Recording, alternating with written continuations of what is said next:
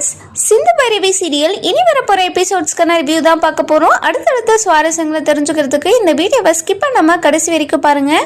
அன்னபூர்ணி இருந்துட்டு ஆறுமுகத்துக்கிட்ட உனக்கும் எனக்கும் எந்த சம்மந்தமே இல்லை, இனிமேல் என்கிட்ட பேசாத, என்னை பார்க்க வராத, இங்கேருந்து ஃபஸ்ட்டு கிளம்பு அப்படின்ற மாதிரி ரொம்பவே கோவமாக ஆறுமுகத்துக்கிட்ட சொல்லவும், ஆறுமுகம் இருந்துட்டு இங்கே பாருங்கம்மா, உங்கள் சத்தியத்தை மீறிந்து தப்பு தான், நான் இல்லைன்னு சொல்லலை, ஆனால் அவன் ரொம்ப தப்பானவம்மா, அதனால தான் நான் அவனை அடித்தேன் அப்படின்ற மாதிரி சொல்கிறாங்க. இங்கே பாரு, நான் இவ்வளோ நேரம் கேட்டதுக்கு நீ பதில் சொல்லலை, இனிமேவும் எனக்கு பதில் சொல்லாத, நீ என் கூட பேசவும் பேசாத, என்னை பார்க்கவும் வராத, இங்கேருந்து ஃபஸ்ட்டு கிளம்பு அப்படின்ற மாதிரி ரொம்பவே கோவமாக நம்ம அன்னபூர்ணி இருந்துட்டு ஆறுமுகத்துக்கிட்ட சொல்கிறாங்க. ஆறுமுகம் வேற வழியே தெரியாமல் நடந்த விஷயத்தை எல்லாத்தையும் அன்னபூர்ணி கிட்ட சொல்கிறாங்க. இதெல்லாம் கேட்டு அன்னபூர்ணி இருந்துட்டு பயங்கரமாக ஷாக் ஆயிடுறாங்க. எதுக்காகடா இத்தனை நாளாக என்கிட்ட எதுவுமே சொல்லலை அப்படின்ற மாதிரி கேட்கவும், ஆறுமுகம் இருந்துட்டு பைரவிக்கு ரொம்பவே கஷ்டமாக இருக்குமா, இந்த விஷயம் யாருக்குமே தெரிய வேண்டாம்னு நான் தான் பைரவி கிட்ட சொல்லி வச்சிருந்தேன், அதனால தான் பைரவி யார்கிட்டயும் சொல்லாமல் இருந்திருப்பா அப்படின்ற மாதிரி ஆறுமுகம் சொல்லவும், இதெல்லாம் கேட்டுட்டு இருந்த பைரவி இருந்துட்டு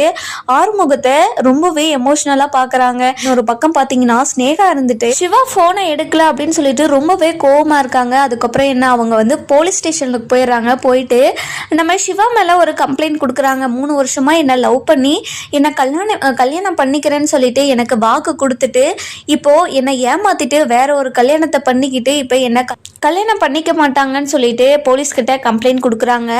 அதுக்கப்புறம் என்ன, அந்த கம்ப்ளைண்ட்டை வந்து எடுத்துக்கிறாங்க.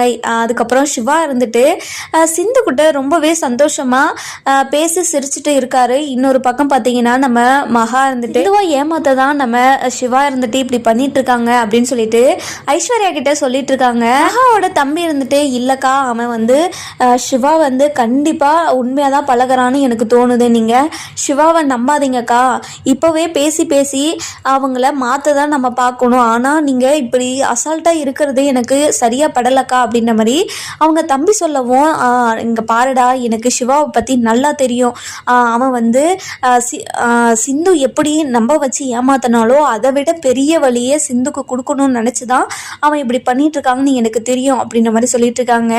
இன்னொரு பக்கம் பார்த்தீங்கன்னா பைரவி இருந்துட்டு ஆறுமுகத்துக்கிட்ட போயிட்டு, ஆறுமுகம் இதுக்காக தான் அவனை அடிச்சிட்டு இருந்தியா அப்படின்ற மாதிரி கேட்குறாங்க.